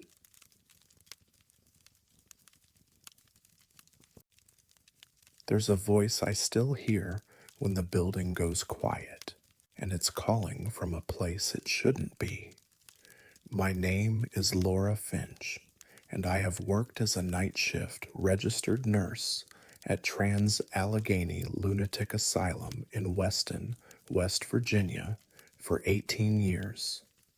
The facility was built in 1858, designed to house 250 patients, but at its peak held over 2,000. The building is massive, spanning multiple floors and wings, with a basement level used for storage, maintenance, and old treatment rooms long since abandoned. On the night of August 11th, 2022, I heard one of my patients calling for help from that basement, but he was in his locked room on the third floor, asleep. His name was Gregory Marsh, 63 years old, diagnosed with severe dementia and psychosis. He had been with us for 5 months, transferred from a nursing home after becoming violent with staff. He was calm most of the time, sedated, spending his days staring out the window or sleeping. He rarely spoke. When he did, his words were confused, fragmented, lost in the fog of his deteriorating mind. I was working the overnight shift, 11 p.m. to 7 a.m. My first rounds started at midnight. I checked each patient, logged vitals, ensured everyone was comfortable and secure. Gregory was in room 307, lying in bed, eyes closed, breathing steady. I marked him as stable and moved on. At 2:38 a.m., I was at the nurse's station updating charts when I heard it. My name, faint, distant, coming from somewhere below. Laura. I stopped typing and listened. The voice came again, clearer this time. Laura, help me. I recognized it immediately. Gregory's voice, but Gregory was upstairs. I grabbed my radio and walked toward the stairwell, listening. The voice was coming from the basement level, echoing up through the old ventilation shafts that connected the floors. Laura, please. I radioed security. Officer Kane met me at the basement access door 2 minutes later. We descended the stairs together, flashlights cutting through the darkness. The basement was cold, damp, filled with old equipment and abandoned treatment rooms. The lights flickered as we moved through the narrow corridors. The voice continued, calling my name, leading us deeper. We followed the sound to a storage room at the far end of the basement. The door was open. Inside, old hospital beds, wheelchairs, filing cabinets covered in dust. But no one was there, and then I heard it again, directly behind me.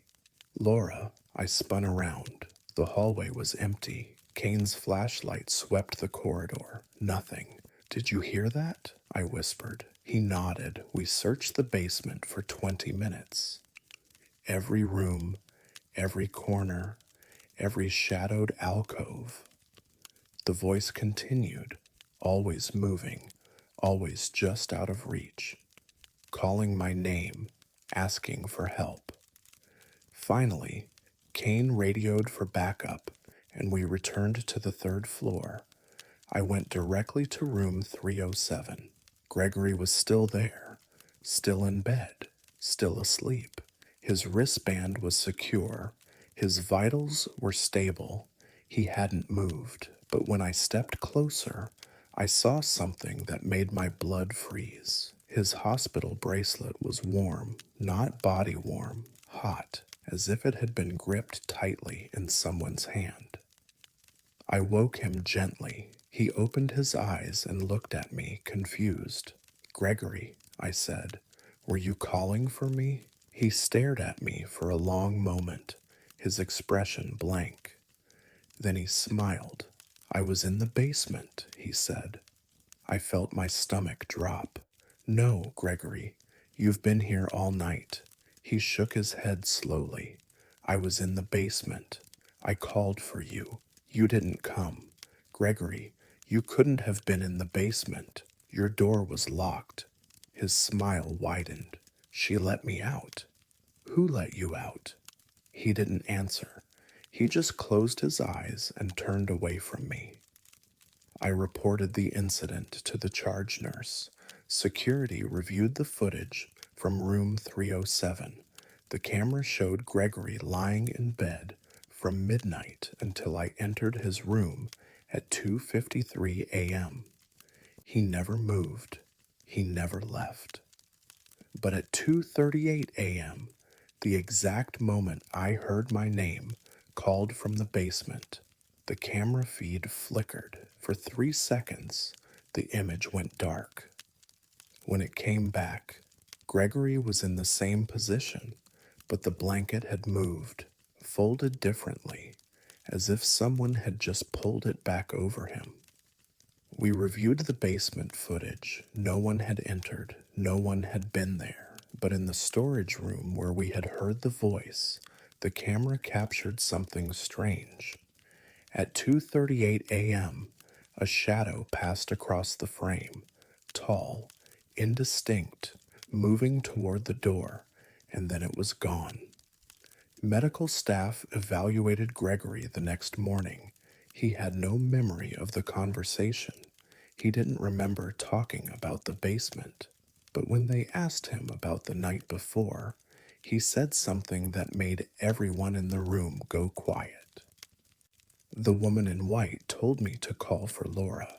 She said Laura would come if I asked. No one pressed him further. Gregory was transferred to a different room. The next week, room 214, on the opposite side of the building, as far from the basement as possible. I was assigned to his care. I checked on him every hour, watched him closely, made sure he stayed in bed, but 3 nights later, I heard it again, my name, faint, distant, coming from the basement. I didn't go down. I radioed security and stayed at my station. Kane searched the basement and found nothing, but when he returned, he looked shaken. There's something down there, he said. I heard someone breathing right behind me, but no one was there. I requested a different assignment. I stopped working the third floor. I stopped going near the basement access door, but the voice followed me. Late at night, when the ward was quiet, I would hear it, faint, distant, calling my name, always from somewhere below, always asking for help. Gregory died 4 months later. Heart failure, sudden, unexpected. He was found in his bed, eyes open, staring at the ceiling. His last words, recorded by the night nurse, were simple. She's waiting. I attended his funeral. I said goodbye. I tried to move on, but I still hear it. My name, spoken in Gregory's voice, coming from the basement, calling for help, and sometimes, late at night, I hear another voice, a woman's voice, soft, quiet, whispering from the darkness below. He's here now. Come and see. I never went back to the basement, and I never will, because I know what's down there, waiting, calling, using the voices of the dead.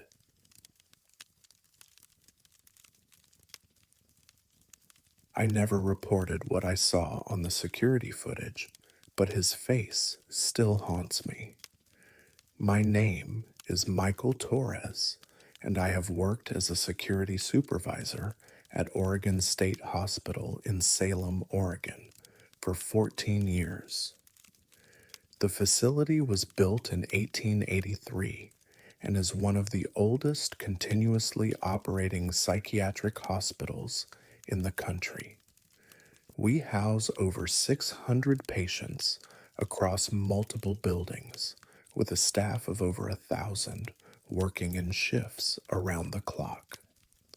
On the night of October 9th, 2023, one of our patients disappeared during a shift change, escorted out by an orderly who wasn't supposed to be there.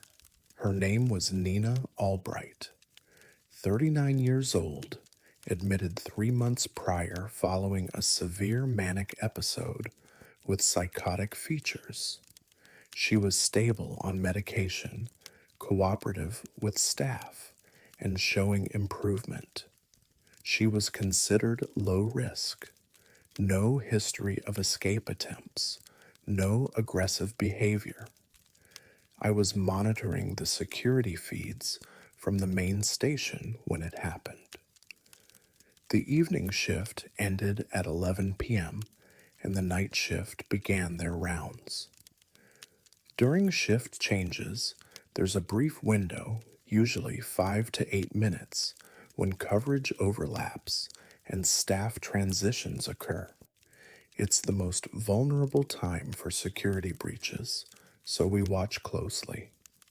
At 11:06 p.m., I saw Nina walking down the hallway on Ward C.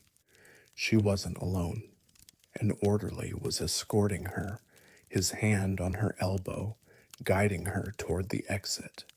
He wore the standard uniform, navy scrubs, hospital ID badge clipped to his chest, keys hanging from his belt.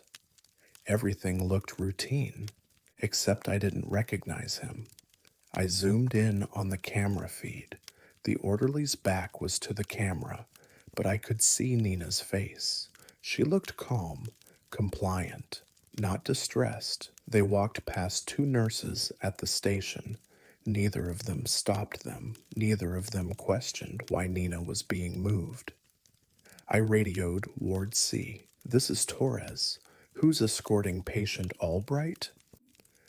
The nurse at the station looked confused. "No one's escorting anyone. All patients are in their rooms." I switched camera angles. The orderly and Nina had reached the exit door. The door required a key card to open. I watched as the orderly swiped his badge. The light turned green. The door opened. They walked through. I immediately called Officer Brennan on patrol. Code yellow. Patient escort at Ward C exit. Unknown staff member. Intercept immediately. Brennan responded within seconds. But by the time he reached the exit, they were gone. I reviewed the exterior cameras. The orderly and Nina walked across the parking lot, moving at a steady pace, and disappeared into the tree line at the edge of the property. I dispatched security teams to search the grounds. Police were called. Search dogs were brought in. Nina Albright was found 8 hours later, walking along Highway 22, 12 miles south of the facility. She was barefoot, disoriented, suffering from mild hypothermia. She had no memory of leaving, no memory of the orderly, no memory of how she got to the highway. When she was stable, I showed her the footage. She stared at the screen, watching herself walk down the hallway with the orderly. Her expression didn't change. "Do you remember this?" I asked. She shook her head.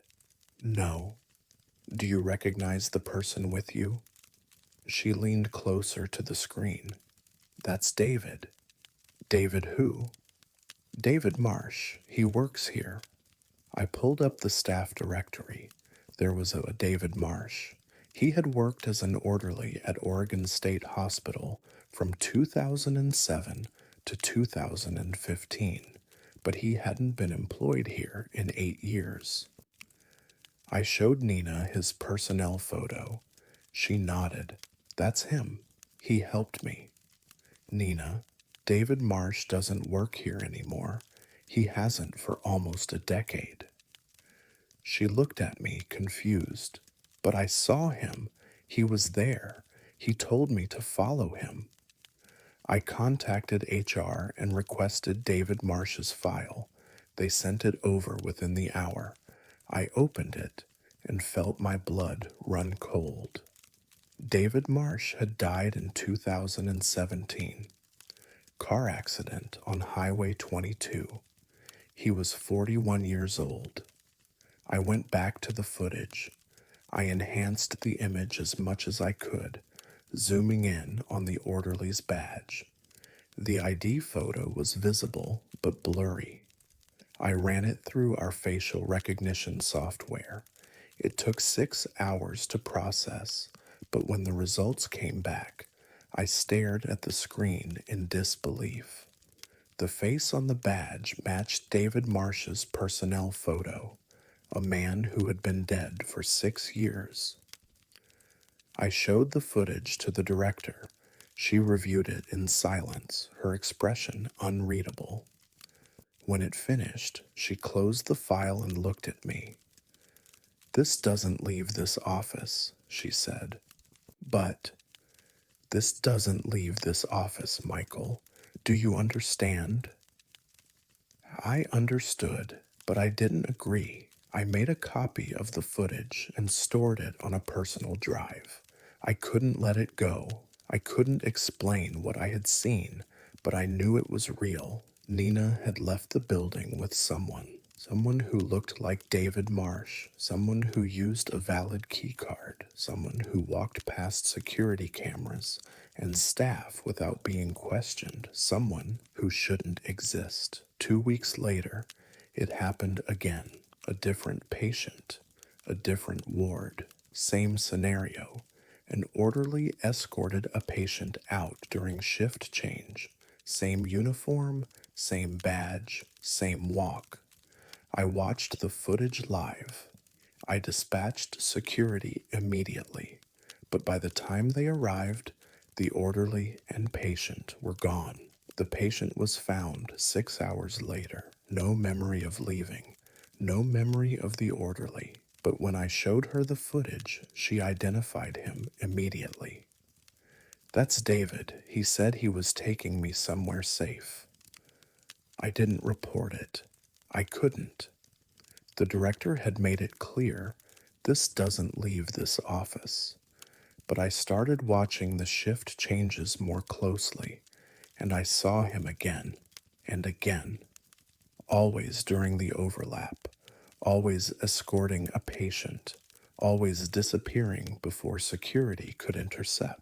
And his face was never visible, not fully, always turned away from the camera, always in shadow.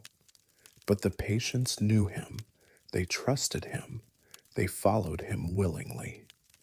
I requested a transfer 3 months later. I don't work at Oregon State Hospital anymore. I don't work in security anymore. But I kept the footage, and sometimes, late at night, I watch it again, frame by frame, looking for something I missed, some detail that would explain what I saw.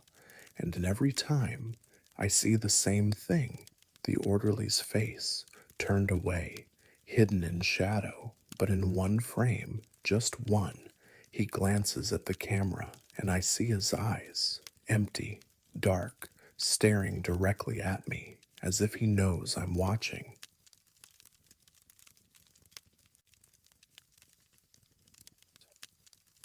There's a wing in this hospital we closed 6 months ago, but 3 patients walked out of it last night. My name is Jennifer Caldwell, and I have worked as a clinical coordinator at Creedmoor Psychiatric Center in Queens, New York, for 21 years. The facility spans over 300 acres with dozens of buildings, some active, some abandoned. Ward C was closed in March of 2022 due to structural concerns and budget cuts. The patients were relocated, the staff reassigned, and the entire wing was sealed. Steel doors, padlocks, warning signs posted at every entrance. No one had been inside Ward C for 6 months. Until the night of September 17th, 2022, when 3 patients escaped from it during a power outage. I was working late that night, finishing reports in my office on the second floor of the administration building. At 9:47 p.m., the lights went out. Emergency generators kicked in within seconds, but half the campus remained dark. I grabbed my flashlight and radioed security. Officer Lang confirmed it was a transformer failure affecting the East Wing. Maintenance was already responding. Power would be restored within the hour. At 10:12 p.m., security radioed a code yellow. 3 patients missing from Ward B. I ran to Ward B immediately. The charge nurse, a woman named Diane Ross, met me at the entrance. She was pale, shaking, holding a clipboard with trembling hands. 3 patients, she said. Gone. We just did bed checks. They were here 15 minutes ago. I reviewed the list. Marcus Webb, 54, Angela Pryor, 42, Jason Lunt, 37, all diagnosed with schizophrenia, all on medication, all considered stable. We searched the building. Security checked every room, every stairwell, every exit. The patients were not there. But at 10:38 p.m., a campus security patrol found them. walking across the lawn between Ward B and the sealed Ward C. All three of them moving together, barefoot, wearing hospital gowns, walking toward the East Campus exit like they were going home. Security intercepted them. They didn't resist. They didn't run. They just stopped and stared at the officers, confused, as if waking from a dream. Lang brought them back to Ward B. Medical staff evaluated them. No injuries, no signs of distress. But none of them remembered leaving. None of them remembered how they got outside. I interviewed each patient separately. Marcus said he woke up and the door was open. He walked out because he thought it was time to leave. Angela said someone told her to follow the others. She didn't remember who. Jason said nothing. He just stared at the wall, rocking slightly, his hands folded in his lap. I asked them all the same question. Where were you before security found you? All three gave the same answer. Ward C. I felt my stomach tighten. Ward C is closed. You couldn't have been in Ward C. Marcus looked at me, his expression calm and certain. We walked out, through the day room, out the side exit. It was open. I radioed security. Lang, check Ward C, all entrances. Make sure everything is still sealed. He responded 20 minutes later. All entrances secure, padlocks intact. No signs of entry. But I couldn't let it go. I grabbed my flashlight and walked to Ward C myself. Lang met me at the main entrance. The padlock was still in place, rusted and undisturbed. We checked every door, every window, everything was sealed. And then Lang noticed something. The side exit. The lock is warm. I touched it. He was right. The metal was warm, almost hot, as if someone had been holding it. I pulled out my master key and unlocked it. The door swung open, revealing darkness beyond. We stepped inside. The air was stale, thick with dust. Our flashlights cut through the gloom, illuminating overturned chairs, stripped beds, abandoned equipment. The day room was at the end of the hallway. We walked toward it, our footsteps echoing in the silence. And then I saw them. Footprints. Bare feet, small, fresh, leading from the day room to the side exit. 3 sets. I knelt and touched one. The dust around it was disturbed, as if someone had walked through minutes ago. Lang radioed for backup. We followed the footprints through the day room, past the nurse's station, through the corridors. They led to a patient room at the far end of the wing. Room C17. The door was open. Inside, 3 beds, stripped, empty, but the mattresses were indented, as if someone had just been lying on them, and on the wall, written in dust, a message. We just walked out. I stared at it. Lang took photos. We searched the rest of the wing. No other signs of entry, no other disturbances, just the footprints and the message. We sealed the wing again and returned to Ward B. I pulled the facility records and checked the history of Ward C. I found something that made my hands go cold. Ward C had housed Marcus Webb, Angela Pryor, and Jason Lunt 6 months ago, before the closure, before the relocation. They had all been moved to Ward B when Ward C was sealed, but according to the records, their original rooms in Ward C were C15, C16, and C17, the same rooms where we found the footprints. I showed the records to the director, She reviewed them in silence, her face unreadable. When she finished, she closed the file and looked at me. "This stays between us," she said. I wanted to argue. I wanted to demand answers, but I knew there weren't any.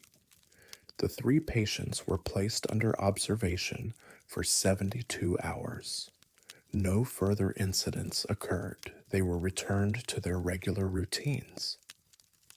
But I kept watching them, and I kept checking Ward C.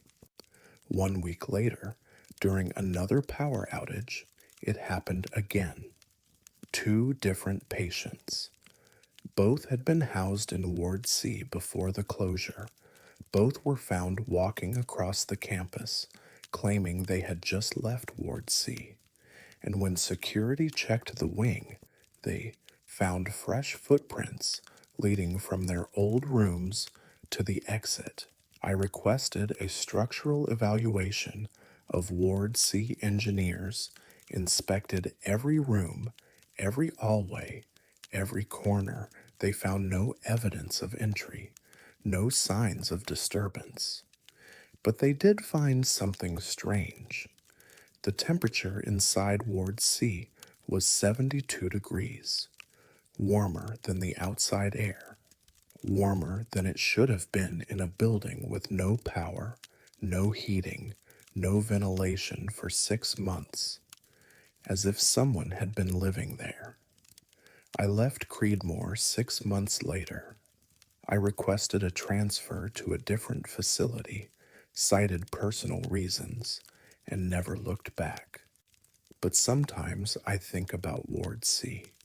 I think about the footprints, the warm locks, the patients who walked out of a building that had been sealed for half a year.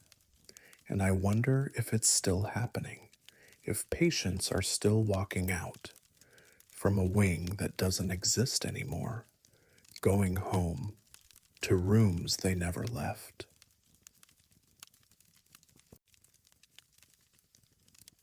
I didn't believe in the dead returning until I watched a patient carve a doorway that led somewhere it shouldn't. My name is Thomas Brennan, and I have worked as a psychiatric orderly at Byberry Mental Hospital in Philadelphia, Pennsylvania, for 19 years. The facility opened in 1907 and operated until 1990, when it was closed due to reports of abuse and neglect. It was reopened in 2005 as a private psychiatric hospital serving patients with severe mental illness.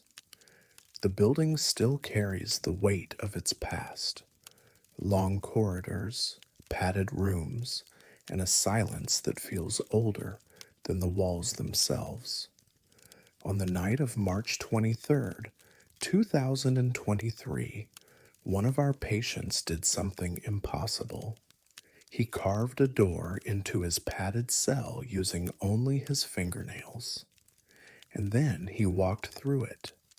His name was Aaron Kelly, 33 years old, diagnosed with severe psychotic disorder and catatonia. He had been with us for 4 months, placed in a maximum security isolation room after attacking staff at his previous facility. He spent most of his time staring at the walls, occasionally muttering to himself, occasionally scratching at the padding with his fingers. I was on the overnight shift, 11 p.m. to 7 a.m. My duties included monitoring the isolation wing, a section of 6 padded cells reserved for patients requiring constant supervision. Aaron was in cell 4. I checked on him every 15 minutes through the observation window. At midnight, he was sitting in the corner, staring at the wall. At 12:15, he was still sitting. At 12:30, he had moved closer to the wall and was scratching at the padding. I logged it as normal behavior. Aaron scratched at the walls often. It was part of his routine. At 12:45, I checked again. Aaron was standing, his hands pressed flat against the wall, his head tilted as if listening to something on the other side. At 1 a.m., I saw what he was doing. He was carving, not scratching, carving. His fingernails had torn through the padding, exposing the concrete beneath, and he was drawing lines, edges, the outline of a door. I radioed security and entered the cell. Aaron, step away from the wall. He didn't respond. He kept carving, his fingers moving in slow, deliberate strokes. Blood dripped from his fingertips, smearing the concrete, but he didn't stop. He didn't seem to feel pain. Officer Mills arrived.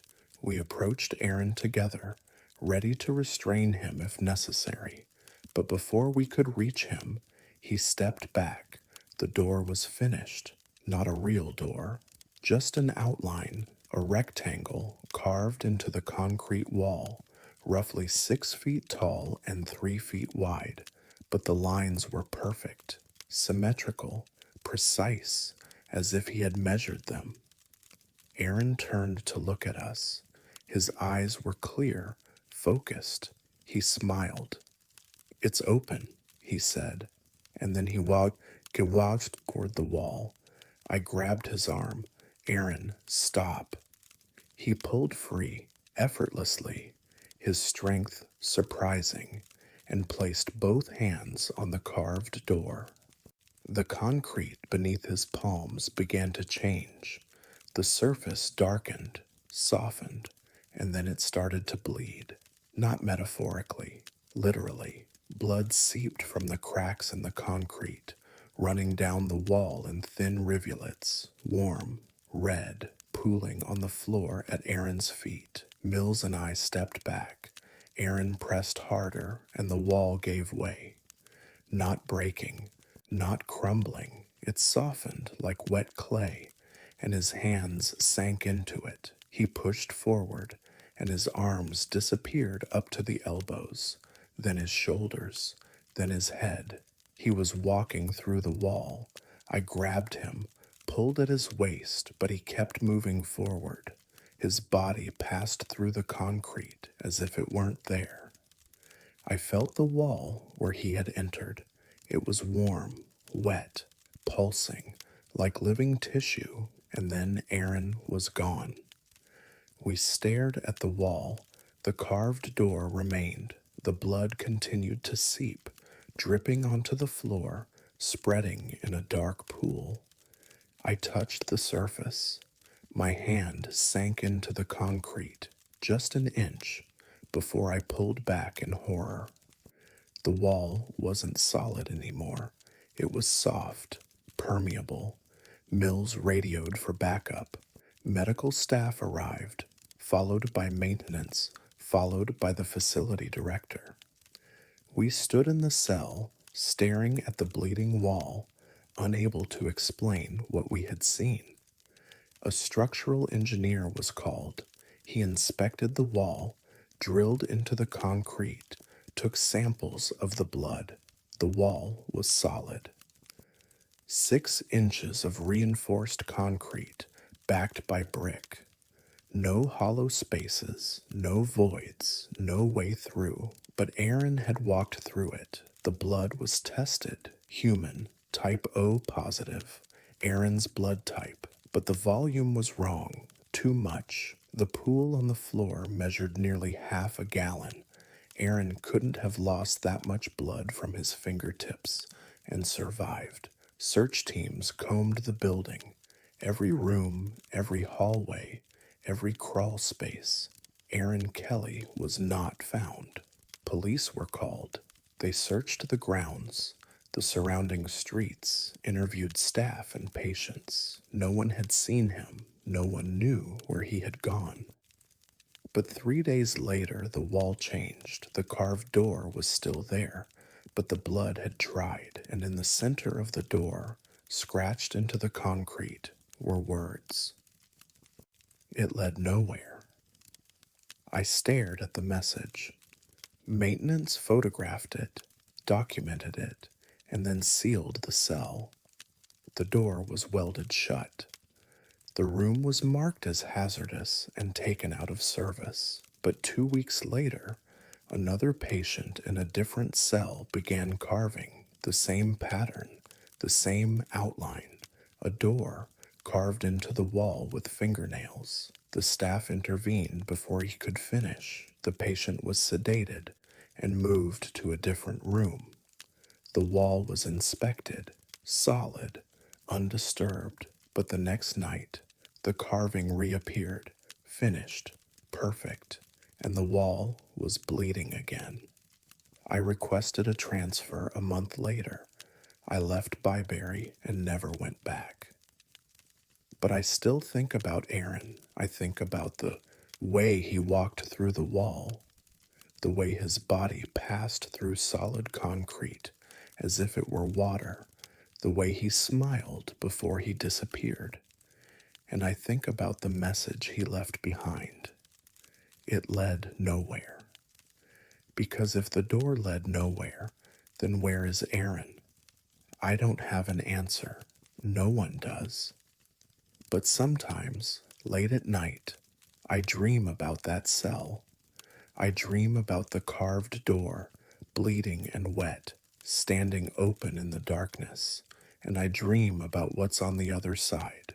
Not a room, not a hallway, not anything solid or real, just emptiness, endless, cold, waiting, and Aaron standing in the void, staring woke at me, whispering, "It led nowhere, but I'm still here."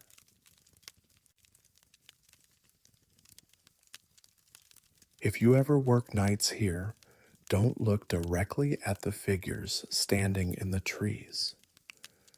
My name is Elizabeth Warren, and I have worked as a night shift psychiatric nurse at Central State Hospital in Indianapolis, Indiana, for 16 years. The facility was built in 1848 on over 1,500 acres of wooded land. Most of the campus is abandoned now, but the treatment wing where I work remains operational, housing patients with severe and persistent mental illness. The building sits on the edge of dense woods, and at night, the tree line is visible from every patient room window on the east side. On the night of November 2nd, 2022, all 22 patients in my ward stood at their windows staring into those woods, and one of them was missing. I was working the overnight shift, 11 p.m. to 7 a.m. My first rounds started at midnight. I walked through the ward, checking each room, ensuring patients were comfortable and secure. Everyone was accounted for. Everyone was asleep. At 2:17 a.m., I returned to the nurse's station to update charts. The ward was quiet. The only sound was the hum of fluorescent lights and the distant creak of the old building settling. At 2:34 a.m., I heard footsteps. Not one set, many. Moving in unison, I looked up from my desk and saw them. Every patient, standing in the hallway, facing the windows. I stood quickly, my chair scraping against the floor. "Everyone back to your rooms, now." No one moved. They just stood there, silent, staring through the windows at the woods beyond. I approached the nearest patient, a woman named Helen Moss. "Helen, what are you doing?" She didn't respond. Her eyes were fixed on something outside. I followed her gaze but saw nothing, just darkness, trees, shadows. I counted heads, 21 patients, one missing. I radioed security. Code yellow, Patient missing from Ward E. All other patients out of rooms. Need immediate assistance. Officer Brennan arrived within 2 minutes. We moved through the line of patients, checking wristbands, confirming identities. The missing patient was identified quickly. David Corman, 49 years old, diagnosed with paranoid schizophrenia. He had been with us for 7 months, stable on medication, no history of escape attempts. Brennan and I checked David's room. Empty. The bed was made. The window was closed, locked from the inside, but the glass was cold to the touch, colder than it should have been. We searched the building, stairwells, bathrooms, storage rooms. David was not there. Security reviewed the cameras. No footage showed him leaving his room. But at 2:31 a.m., the camera feed from Ward A flickered. For 6 seconds, the image went dark. When it returned, the patients were standing at the windows, all of them, at the same time, as if responding to a silent command. I tried to move them back to their rooms. They wouldn't budge. They didn't speak. They didn't acknowledge me. They just stood there, staring, and then Helen spoke. Her voice was flat, emotionless. "He's with them." "Who's with them?" I asked. "David. He's in the woods with the others." I grabbed a flashlight and walked to the window. I shined the beam into the tree line, sweeping left to right. Darkness, branches, nothing. And then I saw him, David, standing among the trees, maybe 50 yards from the building. He was facing the window, his hospital gown pale against the dark woods. He didn't move. He just stood there, staring. I radioed Brennan. "I see him. East Woods, 50 yards out. I'm going." "Wait for backup," Brennan said, but I was already moving. I grabbed my coat and radio and ran to the nearest exit. The cold air hit me like a wall. I clicked on my flashlight and ran toward the tree line, calling David's name. He didn't respond. He didn't move. I reached the edge of the woods and stopped. David was still there, standing among the trees, but he wasn't alone. There were others, figures, standing in the shadows, dressed in hospital gowns, their faces obscured by darkness. I counted 6, then 8, then 12, all of them standing perfectly still, facing the building. I stepped closer. "David, come back inside. It's not safe out here." He turned his head slowly, his eyes meeting mine. His expression was blank, empty. He raised one hand and pointed behind me.